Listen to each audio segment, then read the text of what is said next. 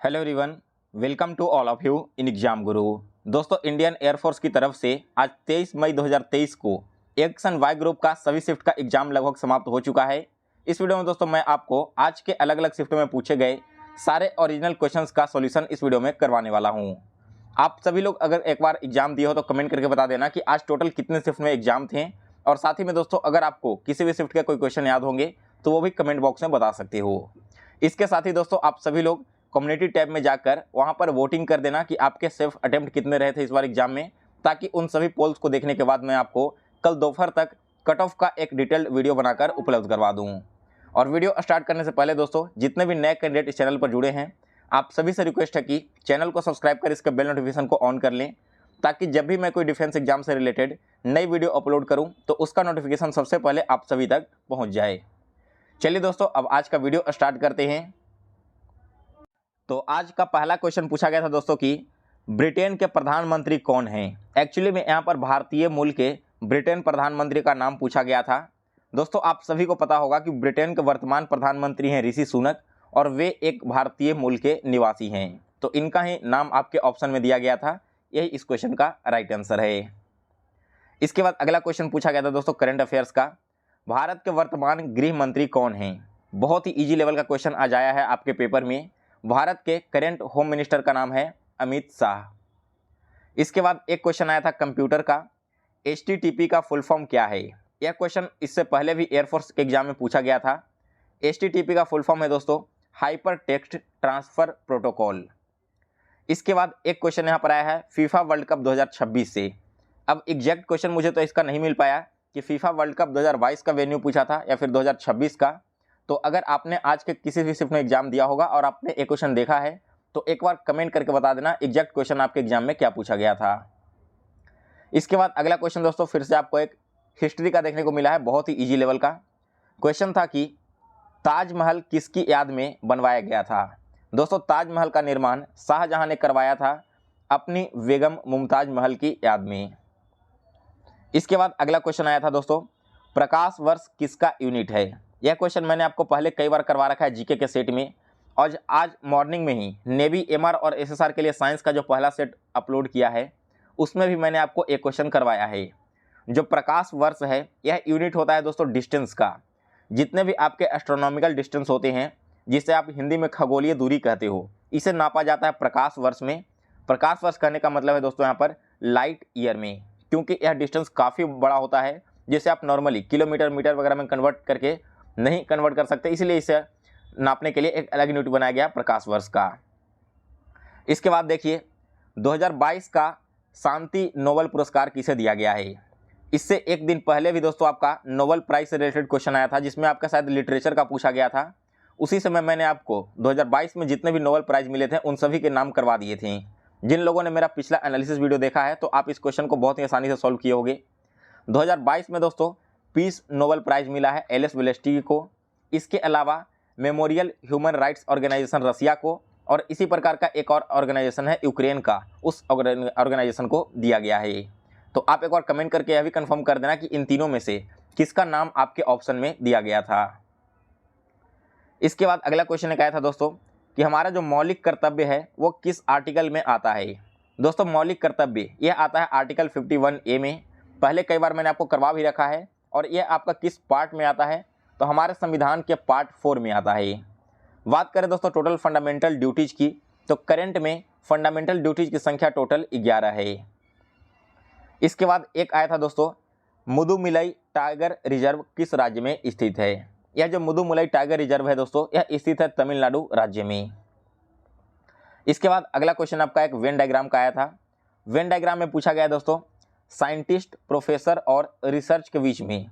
तो देखिए यहाँ पर एक्चुअली में रिसर्च नहीं होगा, रिसर्चर हो सकता है होगा, या फिर रिसर्च भी हो सकता है। देखिए दोनों का मतलब क्या होगा। सबसे पहले आप यहाँ पर एक रिसर्च को ले लो, इधर से आपका साइंटिस्ट आ गया और इधर से प्रोफेसर आ गया। अब आप बताओ जो व्यक्ति साइंटिस्ट है वो प्रोफेसर भी हो सकता है, और रिसर्च कौन कर सकता है, प्रोफेसर भी कर सकता है, साइंटिस्ट भी कर सकता है। तो इसलिए ये तीनों के आपका क्या होगा, ओवरलैपिंग हो जाएगा। फिर इसके बाद एक आया था मेटिकुलस का सिनोनिम। दोस्तों मेटिकुलस का मतलब क्या होता है, इसका मतलब होता है सावधान, तो इसके सिमिलर वर्ड हो जाएंगे दोस्तों केयरफुल। फिर इसके बाद अगला क्वेश्चन आया था select the wrongly spelled word. यहाँ पर आपके 3 वर्ड मिल चुके हैं, एक चौथा वर्ड याद नहीं है। इन्हीं वर्ड्स में से किसी एक वर्ड का स्पेलिंग गलत दिया गया था। तो वर्ड थे दोस्तों आपके ऑकरेंस, ऑनररी एंड इसके अलावा एक था एम्ब्रेसेज। फिर इसके बाद अगला आया था वन वर्ड सब्स्टिट्यूशन का क्वेश्चन, जिसमें पूछा गया था दोस्तों one who knows many languages, यानी कि कोई ऐसा व्यक्ति जो बहुत ही ज़्यादा भाषा को जानता हो, तो ऐसे व्यक्ति को हम बोलेंगे दोस्तों पॉलीग्लॉट। और यह क्वेश्चन दोस्तों आपका बिल्कुल सिमिलर इससे पहले भी पिछले साल एग्जाम में पूछा गया है। इसके बाद अगला क्वेश्चन आया था दोस्तों कॉर्डियल का एंटोनिम आप सभी को बताना है। तो कॉर्डियल का मतलब होता है फ्रेंडली स्वभाव का। बात करें इसके एंटोनिम यानी कि अपोजिट वर्ड की, तो वो हो जाएगा दोस्तों आपका हॉस्टाइल। फिर इसके बाद अगला क्वेश्चन आया था दोस्तों कॉम्प्रिहेंड का एंटोनिम। कॉम्प्रिहेंड का अपोजिट वर्ड आप सभी को बताना था। सॉरी, यहाँ पर एंटोनिम नहीं आया था दोस्तों, कॉम्प्रिहेंड का नाउन पूछ लिया गया था, ठीक है ना। इससे पहले आपने देखा था कि एब्स्ट्रैक्ट नाउन पूछा गया था कल के दोनों शिफ्ट में, और उससे पहले एडजेक्टिव पूछा जा रहा था। तो कॉम्प्रिहेंड के अगर मैं नाउन की बात करूं तो ये आपका हो जाएगा कॉम्प्रिहेंशन। जबकि आपको याद होगा फर्स्ट डे जब एग्जाम हुआ था तो वहां पर कॉम्प्रिहेंशन का एडजेक्टिव पूछ लिया गया था। तो जो भी आप लोग प्रीवियस ईयर के एनालिसिस वीडियो देखते हो उससे बहुत ज़्यादा इस बार एग्जाम में फ़ायदा देखने को मिला है, क्योंकि लगभग सारे के सारे क्वेश्चन आपके रिपीटेड आए हैं, सेम ही कॉन्सेप्ट पर पूछे गए हैं। इसके बाद एक क्वेश्चन आपका आया था the children are helping the poor. तो यहाँ पर देखिए एक्टिव से पैसिव में कन्वर्ट करना है। इज एम आर के साथ में विंग का यूज किया जाएगा और वर्ब का तीसरा फॉर्म होगा, क्योंकि यहाँ पर आपका जो सेंटेंस है वो प्रेजेंट कंटिन्यूअस में दिया गया है। तो इसका जब आप वॉइस चेंज करोगे तो यह हो जाएगा the poor are being helped by the children. फिर इसके बाद एक क्वेश्चन आया था दोस्तों he and I work together. इसमें आपको बताना है किस पार्ट में एरर है। तो देखिए यहाँ पर आपका 2, 3, 1 पर्सन को फॉलो कर रहा है, 2 पर्सन, 3 पर्सन और फर्स्ट पर्सन को। इसके अलावा आपका वर्ब में और ऑब्जेक्ट में कोई भी एरर नहीं है। तो ये जो आपका सेंटेंस था ना वो बिल्कुल एररलेस था। इस क्वेश्चन का राइट आंसर था दोस्तों नो एरर। इसके बाद अगला क्वेश्चन आया था दोस्तों एक्सटेंशन का एंटोनिम, यानी कि अपोजिट वर्ड आप सभी को बताना है। एक्सटेंशन का मतलब होता है दोस्तों समाप्ति के कगार पे, तो इसका सिनोनिम हो जाएगा एलिमिनेट, और अगर एंटोनिम की बात करें तो ये आपका हो जाएगा न्यूली। फिर इसके बाद अगला क्वेश्चन यहाँ पर पूछा गया है the man started dash at the public. यहाँ पर देखिए वर्ब है ना स्टार्टेड, इसके साथ में क्या आएगा ऑब्जेक्ट आएगा। तो वर्ब के साथ जब आईएनजी लगता है तो ये आपका जेरंड के रूप में फॉर्म होता है, और जेरंड जो है आपका ऑब्जेक्ट के रूप में कार्य करता है। सो यहाँ पर क्या हो जाएगा the man started throwing at the public. फिर इसके बाद अगला क्वेश्चन है he advised me to abstain all alcoholic drinks. यहाँ पर भी आपको खाली स्थान की जगह पर फिल इन द ब्लैंक्स को भरना था। इसका ऑप्शन नहीं मिल पाया, जिसकी वजह से मैं आपको इसका सॉल्यूशन नहीं करवा सकता। इसके बाद अगला आया था क्वेश्चन दोस्तों नरेशन का he said what are you doing here. यहाँ पर भी दोस्तों आपका जो नरेशन है वो प्रेजेंट कंटिन्यूअस टेंस में है, तो इसे हम चेंज कर देंगे पास्ट कंटिन्यूअस टेंस में। क्या हो जाएगा आपका पूरा sentence he said what I was doing there. Here convert हो जाता है देयर में जब आप डायरेक्ट से इनडायरेक्ट में कन्वर्ट करोगे तो, और यहाँ पर आपका आई आ जाएगा ही की जगह पर, ठीक है ना। तो आई वाज डूइंग देयर यहाँ पर बिल्कुल राइट आंसर है। सो गाइस ये था आज आपका 23 मई को पूछे गए एयरफोर्स एक्शन वाई ग्रुप में अलग अलग शिफ्टों के क्वेश्चंस। तो इसी के साथ आज आपका टोटल शिफ्ट का एग्जाम समाप्त हो चुका है।